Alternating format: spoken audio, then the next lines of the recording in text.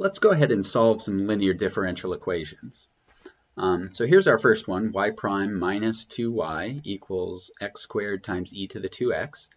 And ultimately we're going to need to find an integration factor, but before we even do that, sort of step 0 in solving a linear differential equation is it's prep. We have to get the equation into the right form so that we can find our integration factor. So remember, our differential equation is a first order linear differential equation. In general, looks like a sub 1 times y prime plus a sub 0 times y equals g. Right? So if you don't have the terms in your equation arranged in this way, you have to arrange them this way, and they are. So we actually don't need to do anything. It already looks like this. Incidentally, while we're at this stage, we can check this equation for existence and uniqueness of solutions. So remember, our coefficient functions are here, 1, there, minus 2, and here, x squared times e to the 2x. And so these are called, right, in general, a1, a0, and g. These are all continuous for our particular example. And a sub 1, the coefficient function on y prime, is never 0. So we will always have unique solutions for every initial condition for this particular equation. So right off the bat, without doing any calculation, we can tell we are going to get unique solutions here.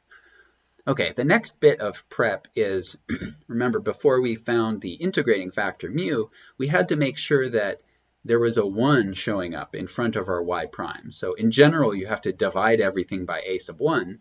For our particular equation, we already have a 1 multiplying our y prime. So again, there's not anything we have to do. So that's our prep complete, right? We're ready to actually find our integrating factor mu. And once you've done this prep, there's a formula for mu. Mu is e to the integral of p of x.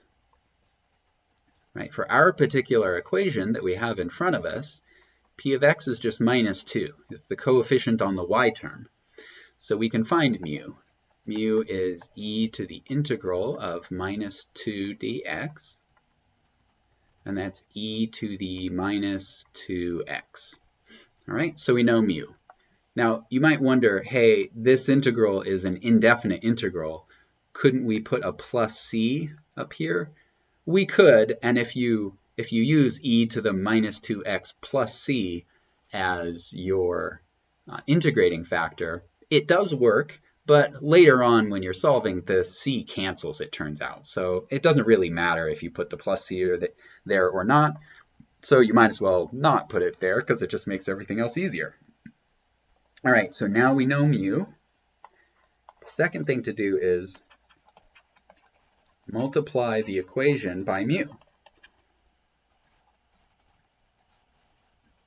That was the whole point of finding mu, is so we could multiply the equation by mu, and that turns our equation into e to the minus 2x times y prime plus minus 2e to the minus 2x times y equals, and then on the right-hand side, x squared times e to the minus 2x times e to the 2x. These simplify away. So on the right-hand side, we're just left with x squared. Okay, now the next thing to do is do the product rule backwards. Remember, the whole point of finding mu is that it makes the left-hand side of this equation the derivative of mu times y. And mu is e to the 2x, e to the minus 2x. So that times y equals x squared. It's a good idea to pause here and actually instead of doing this derivative backwards, doing it forwards, actually calculate this derivative, we should get the left-hand side of our equation in the step before. So that's a good way to check that you found mu correctly and not missed anything. So if we actually compute this derivative of e to the minus 2x times y, so the first part of the product rule, we get a y prime times e to the minus 2x, that's right there. And then for the second part of the product rule, we get a y with no derivative times the derivative of e to the minus 2x. And the chain rule spits out a minus 2, and that's why there's a minus 2 here.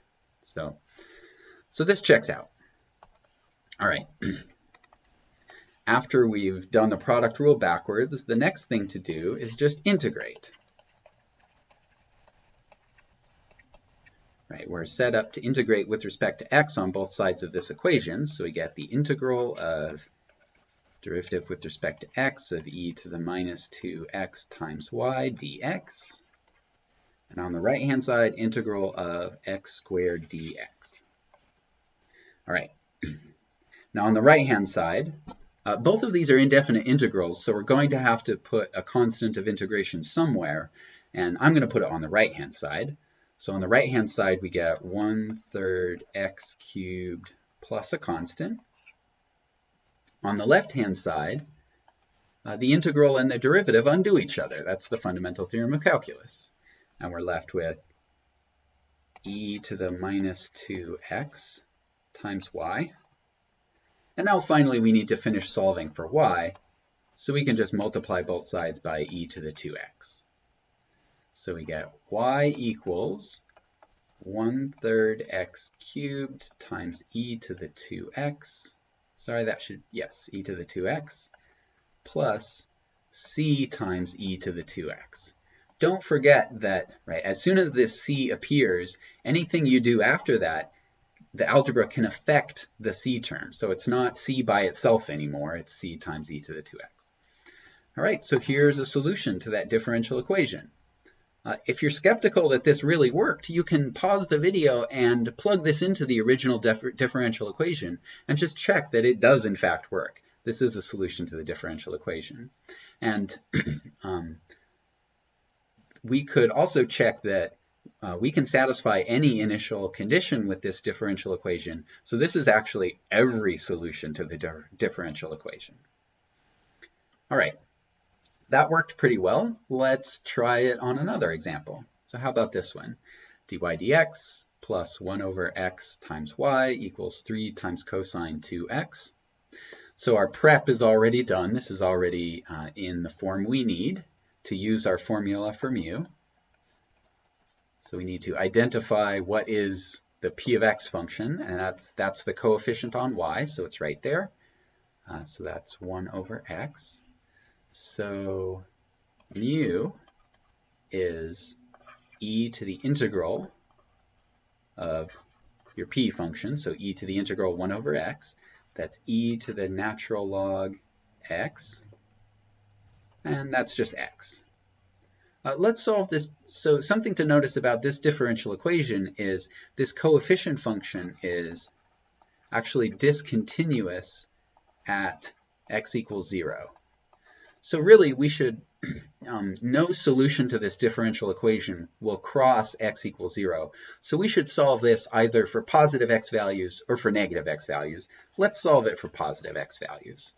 If we had negative x values, then right, we would actually need an absolute value here, and then we would need some sort of, we would need a minus sign on this x. But let's stick to positive x values so we don't have to worry about that. All right, now we know mu. So we can take our original differential equation and multiply by mu, which is just x. So we get x times dy dx plus 1/x times x. Those undo each other, so we just get y equals, and then on the right-hand side, 3x cosine 2x. Okay, so next, this left-hand side, there we go.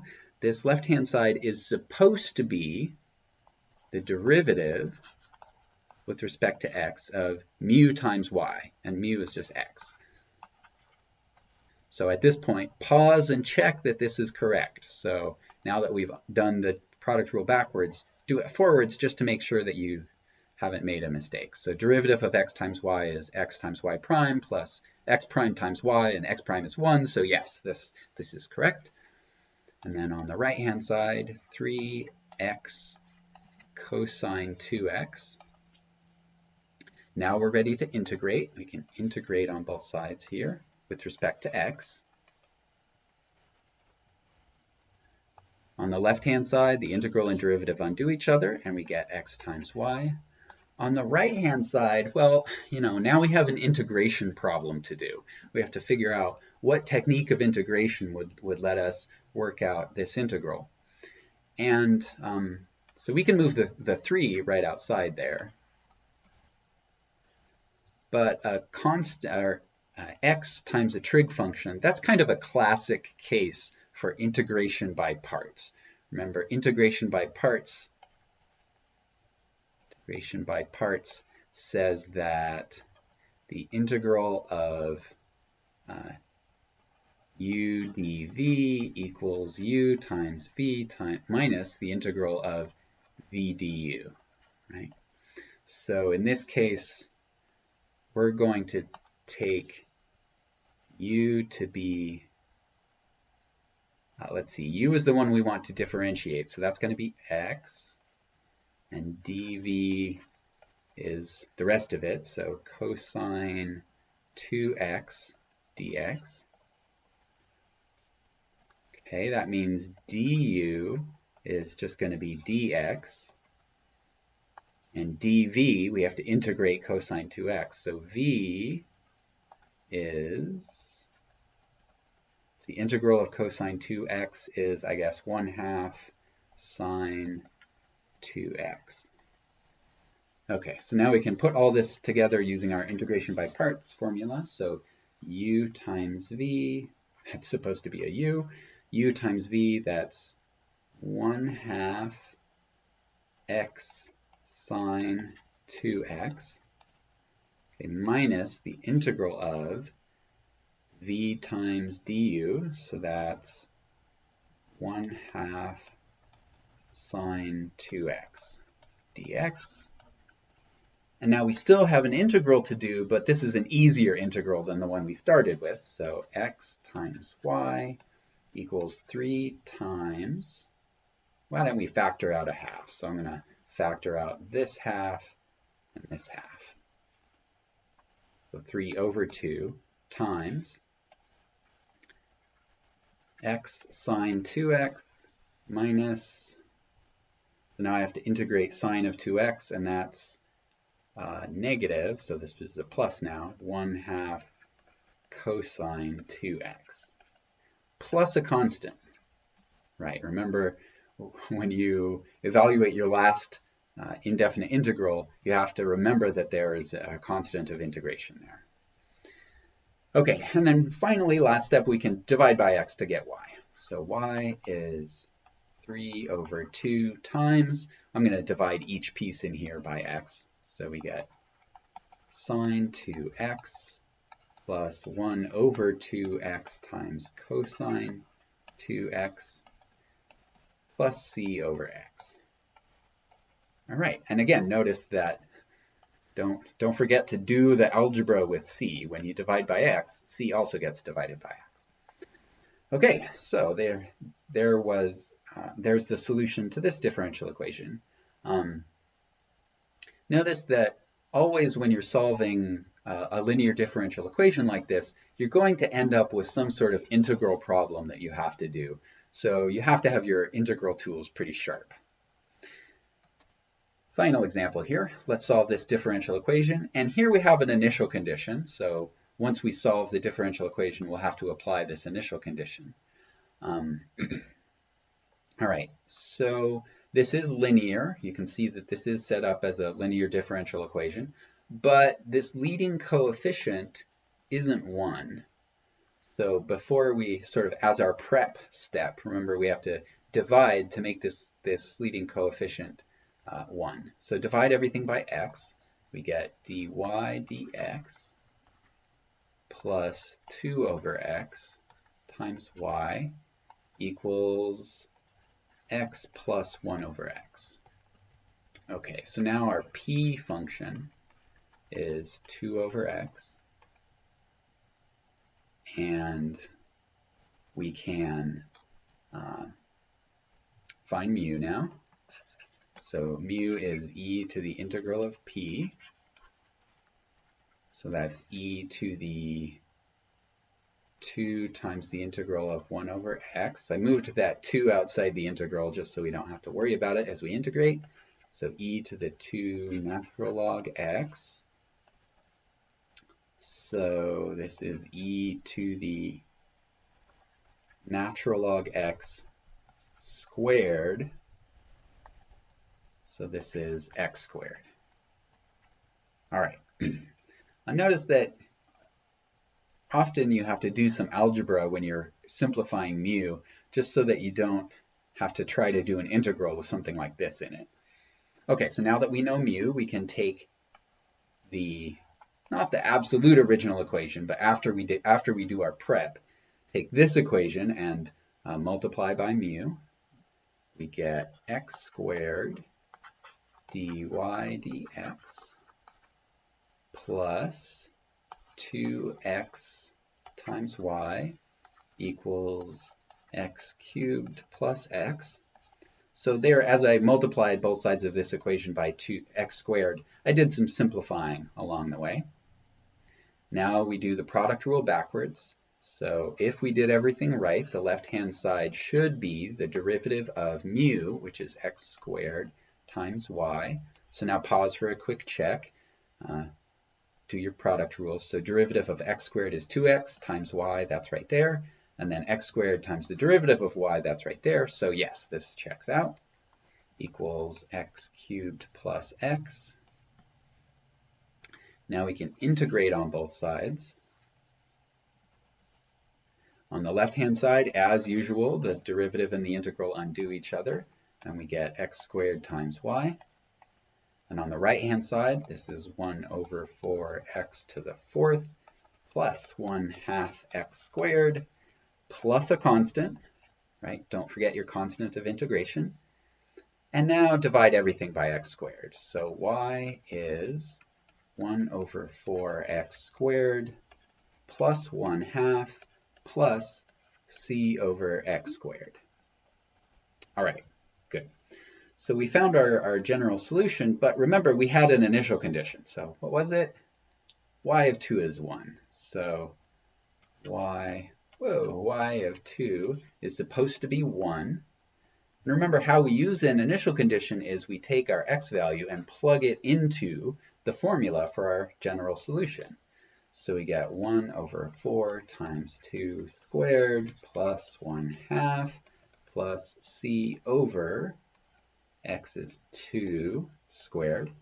And this gives us an equation that we can solve for c. So 1 equals, let's see, simplifying things, we get 1 plus 1/2 plus 1 over 4c, right? So 3/2, move that to the other side, minus 1/2 equals 1 over 4c. And then multiply both sides by 4, we get c is minus 2. Okay, so now we found c. So now we can finally write the actual solution that we want, the solution to the initial value problem that we started with. It is 1 over 4x squared. Let's see, what was it? Plus 1/2 plus c over x squared, and c is minus 2, so that's minus 2 over x squared. All right. You know you've solved an initial, you're actually done solving an initial value problem when the function that you have is only a function of x, and the constant of integration that you started with is gone because you found it already.